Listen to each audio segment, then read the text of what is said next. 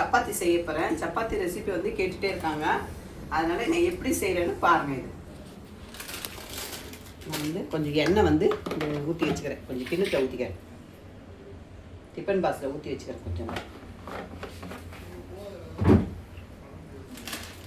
வந்து ஆசீர்வாத மாவு பாக்கெட்டு தான் எடுத்திருக்கேன். இதில் 1/2 கிலோ மாவில் நான் பாதி தான் போடுறேன். பாதி மாவு தான் போட்டுருக்கேன்.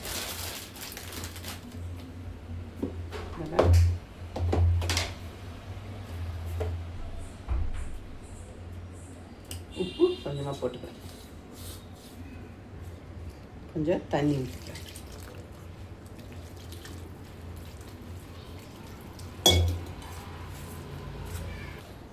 லைட்டாக வந்து கொஞ்சமாக எண்ணெய் ஊற்றிக்கணும். எண்ணெய்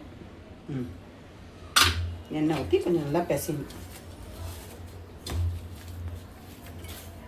நல்லா அப்படியே பிசைஞ்சிட்டே இருக்கணும் நல்லா.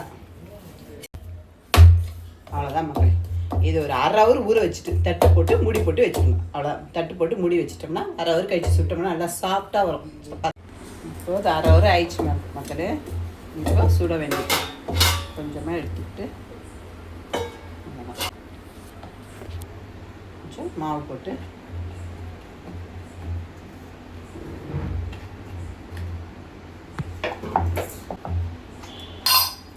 லைட்டாக எண்ணெய் ஊற்றி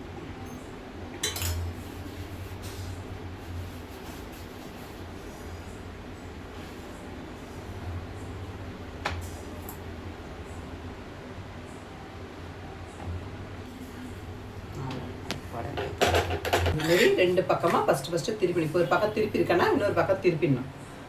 திருப்பி இது கொஞ்சம் நேரம் இதுவாகட்டும். கொஞ்சமாக எண்ணெய் விடணும். ஒரு திருப்பி போட நல்லா ஒரு ப்ரௌன் கலரில் வரும்போது எடுத்துடணும். நல்லா அவ்வளோ அருமையாக இருக்கும். சப்பாத்தி சாப்பிட சிக்கன் குழம்பு வச்சு சாப்பிட்றதுக்கு நல்லாயிருக்கும்.